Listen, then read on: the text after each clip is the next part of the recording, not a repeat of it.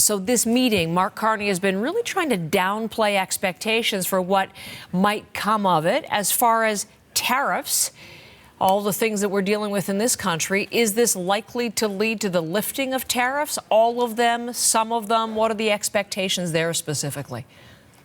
Yeah, look, I think Richard touched on this, that Carney has said don't expect the white smoke. I think what businesses that I've been talking to, at least Heather, are telling me is they're looking for a path forward. They're looking for a sense that maybe it's through CUSMA, through the Canada, U.S., Mexico agreement and changing some of the parameters around that. Maybe it's setting some kind of a basic minimum standard.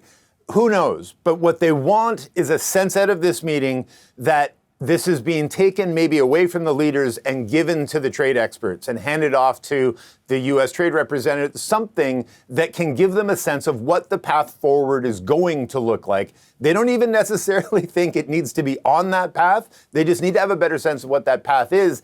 If the businesses I've been speaking with, at the very least, and that's only a handful of people, but if they see that, I think they would chalk this up as at least something of a victory. But as you know, Heather, so much of this, to go back to the old Donald Rumsfeld lines, you've got your known knowns, your known unknowns, your unknown knowns. You've got all these things. There's a lot of volatility going into this meeting. This entire city is built to be at the advantage of the president and at the disadvantage of anybody coming here to visit. And playing through that dynamic is going to be really hard. So I think, just to reiterate the point, I think businesses are just looking for some kind of a path in which they can get a better sense of what the road ahead is going to look like and what our path out of this mess might actually be. So laying the groundwork for further discussions likely. Are there areas, Peter, where the two leaders may find common ground, common purpose?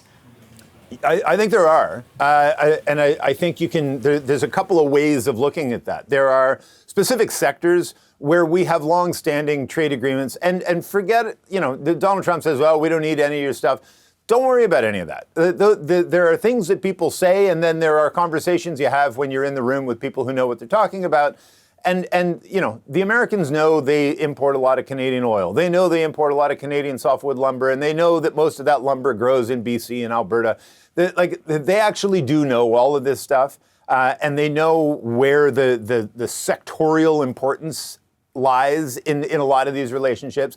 But then they also know that the broad parameter, to put it a better way, of the trade relationship is already governed by first NAFTA, then the USMCA here, the CUSMA in Canada.